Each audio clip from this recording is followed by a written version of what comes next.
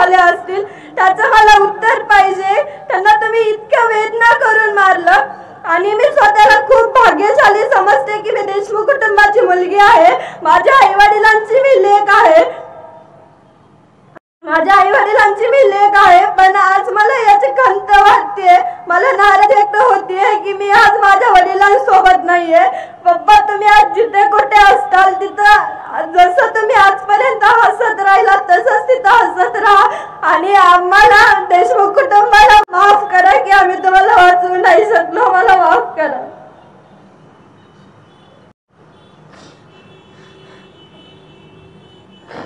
मला सगळे दिसते, फक्त माझा दादा दिसत नाही। माझ्या जगात सगळ्यात जास्त मी ज्या माणसाला महत्त्व दिलं तो माझा दादा होता। मी सावलीसारखं त्याच्यासोबत 24 तास होतो। पण तुम्हाला आज मी एक शब्द देतो, माझा दादा आज या जगात नाही, पण त्यांनी लाखो भाऊ माझे तुम्ही माझ्या पाठीशी आहेत। खरंच दादा बोलले की नाही कशासाठी मागायचं, की चुकलं काय होतं आपलं, देशमुख कुटुंबाचं चुकलं काय होतं, संतोष अण्णांचं काय चुकलं होतं, 20 वर्ष समाजकार्य केलं, कुटुंब उघड्यावर ठेवलं, ते चुकलं होतं का?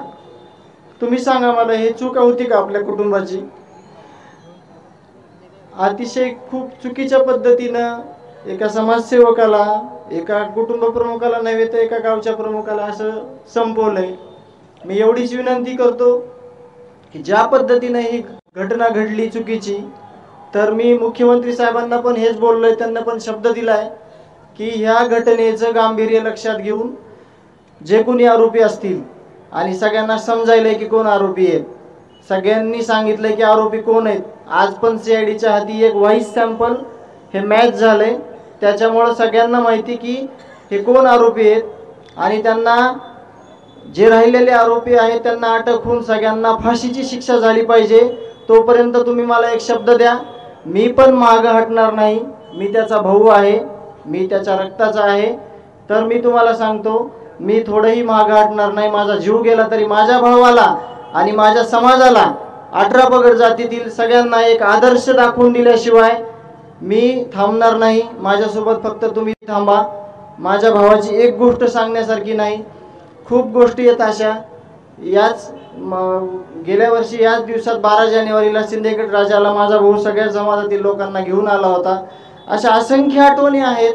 सगळ्या समाजाला सोबत घेऊन चालताना त्याला एवढं सुख भेटत होतं की त्याच्याकडे आयुष्यात काहीच कमवलं नव्हतं, पण त्याच्याकडे एवढी संपत्ती होती जे की तुम्हाला आज दिसते। त्याच्या मागे सगळा महाराष्ट्र उभा राहिलेला आहे, त्यातलेच भाग म्हणून तुम्ही आहेत। मला शेवटपर्यंत साथ द्या, मी शेवटपर्यंत राहील। आणि एक शब्द देतो तुम्हाला, आताच मानवाधिकार मध्ये आपल्या याचा गुन्हा नोंद झालेला आहे, ते लवकरच पथक बीडला येईल।